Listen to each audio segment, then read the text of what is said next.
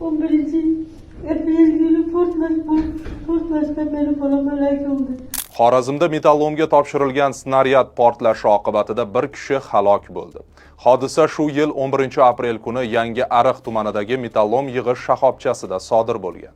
Kun.uz manbasiga ko'ra, yig'ib kelingan temirlar tushirilayotganda ular orasida bo'lgan snaryad portlab ketgan. Buning oqibatida shoxobchada ishlovchi 31 yoshli ishchi halok bo'lgan. Snaryadlar Qoraqalpog'istonning Amudaryo tumanida harbiy xizmatchilardan sotib olingan. Ijtimoiy tarmoqlarda tarqalgan xabarlarda aytilishicha, portlashdan so'ng voqea joyiga sapyorlar yetib borgan.